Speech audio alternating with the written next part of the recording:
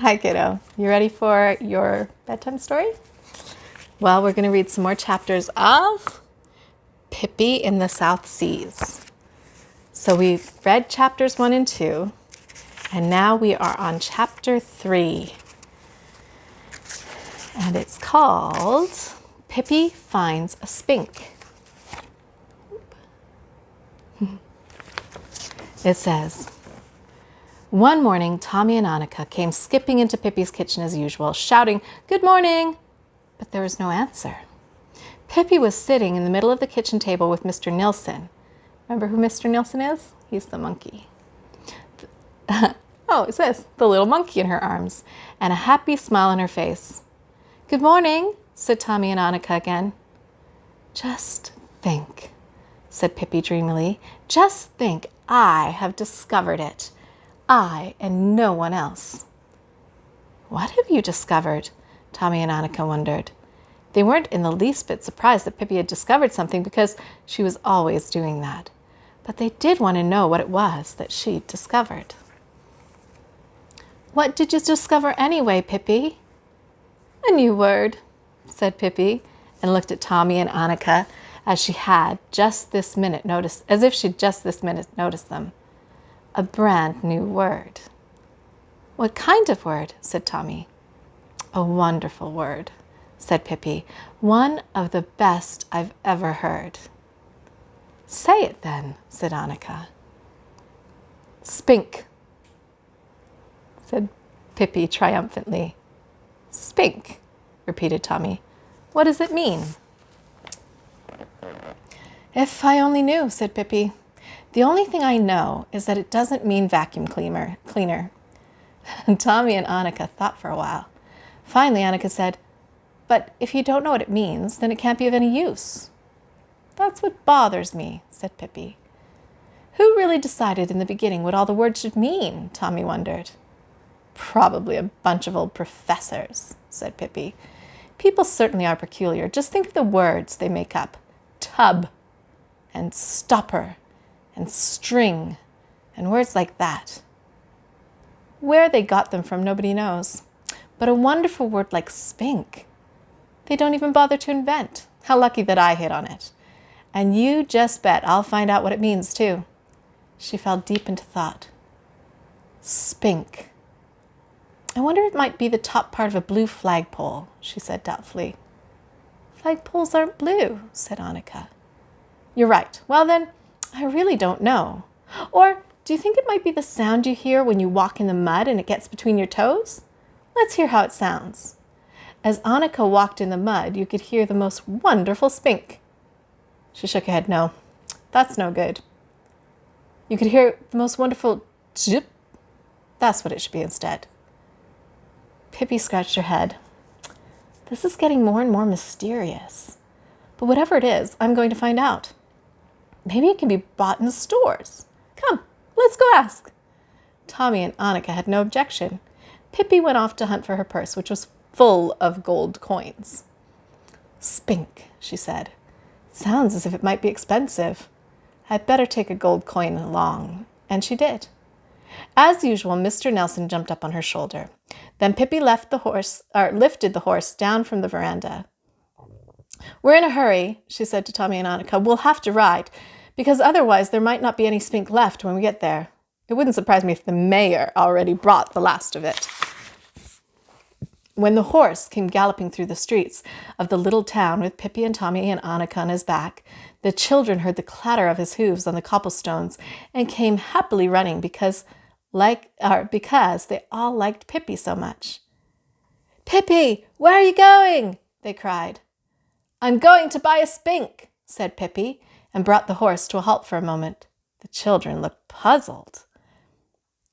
"Is it something good?" a little boy asked. "You bet," said Pippi and licked her lips. "It's wonderful. At least, it sounds as if it were." In front of a candy shop, she jumped off the horse, lifted Tommy and Annika down, and in they went. "I'd like to buy a bag of spink," said Pippi, "but I want it nice and crunchy." "Spink," said the pretty lady behind the counter, trying to think. "I don't believe we have that." You must have it, said Pippi. All well-stocked shops carry it. Yes, but we've just run out of it, said the lady, who'd never even heard of Spink but didn't want to admit that her shop wasn't as well-stocked as any other. Oh, but then you did have it yesterday, cried Pippi eagerly. Please, please, tell me how it looked. I've never seen Spink in all my life. Was it red-striped? Then the nice lady blushed prettily and said, no. Oh, but here we have a picture. Can you see this one? Ooh, I'll try and get it with the light. Okay, that's the next shop. I really don't know what it is. In any case, we don't have it here. Very disappointed, Pippi walked toward the door. Then I'll have to keep on looking, she said. I can't go back home without Spink. The next store was a hardware store. A salesman bowed politely to the children. I would like to buy a Spink, said Pippi, but I want it to be of the best kind, the one that's used for killing lions. The salesman looked sly as a fox.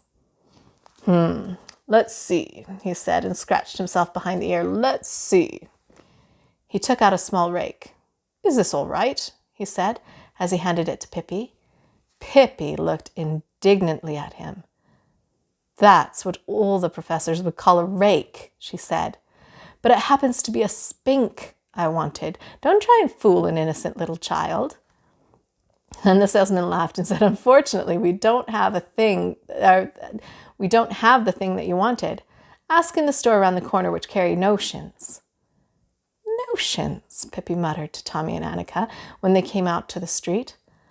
I just know they won't have it there. Suddenly she brightened. Perhaps, after all, it's a sickness, she said. Let's go and ask the doctor. Annika knew where the doctor lived because she'd gone there to be vaccinated. Pippi rang the bell. A nurse opened the door. I would like to see the doctor, said Pippi. It's a very serious case, a terribly dangerous disease. This way, please, said the nurse. The doctor was sitting at his desk when the children came in. Pippi went straight to him, closed her eyes, and stuck her tongue out. Oh, what's the matter with you? Said the doctor. Pippi opened her clear blue eyes, pulled in her tongue. I'm afraid I've got Spink, she said, because I itch all over, and when I sleep, my eyes closed. Sometimes I have the hiccups, and on Sunday I didn't feel very well after having eaten a dish of shoe polish and milk. My appetite is quite hearty, but sometimes I get the food down my windpipe and then nothing good comes of it. It must be the Spink which bothers me. Tell me, is it contagious? The doctor looked at Pippi's rosy little face and said, I think you're healthier than most. I'm sure you're not suffering from Spink. Pippi grabbed him eagerly by the arm. But there is a disease by that name, isn't there? No, said the doctor, there isn't. But even if there were, I don't think it would have any effect on you. Pippi looked sad. She made a deep curtsy to the doctor as she said goodbye, and so did Annika. Tommy bowed. And then they went out to the horse, who was waiting at the doctor's fence. Not far from the doctor's house was a high 3-story house with a window open on the upper floor. Pippi pointed toward the open window and said, It wouldn't surprise me if the Spink is in there. I'll dash up and see. Quickly, she climbed, up the water spout. When she reached the level of the window, she threw herself heedlessly into the air and grabbed hold of the windowsill. She hoisted herself up by the arms and stuck her head in. In the room, 2 ladies were sitting chatting. Imagine their astonishment when all of a sudden a red head popped over the windowsill and a voice said, Is there by any chance a Spink here? The 2 ladies cried out in terror, Good heavens! What are you saying, child? Has someone escaped? That's exactly what I'd like to know, said Pippi politely. Maybe he's under the bed, screamed one of the ladies. Does he bite? I think so, said Pippi. He's supposed to have tremendous fangs. The 2 ladies clung to each other. Pippi looked round curiously, but finally she said with a sigh, No, there isn't as much as a Spink's whisker around here. Excuse me for disturbing you. I just thought I'd ask, since I happened to be passing by. She slid down the waterspout and said sadly to Tommy and Annika, "There isn't any spink in this town. Let's ride back home." And that's what they did. When they jumped down from the horse outside the veranda, Tommy came close to stepping on a little beetle which was crawling on the gravel path. "Be careful not to step on the beetle," Pippi cried. All three bent down to look at it. It was such a tiny thing with green wings that gleamed like metal. "What a pretty little creature," said Annika. "I wonder what it is." "It isn't a cockchafer," said Tommy. "And no ladybug either," said Annika. "And no stag beetle. I wish I knew what it was." All at once, a radiant smile lit up Pippi's face. "I know," she said. "It's a spink." "Are you sure?" said Tommy doubtfully. "Don't you think I know a spink when I see one?" said Pippi. "Have you ever seen anything so spink-like in your life?" She carefully moved the beetle to a safer place, where no one could step on it.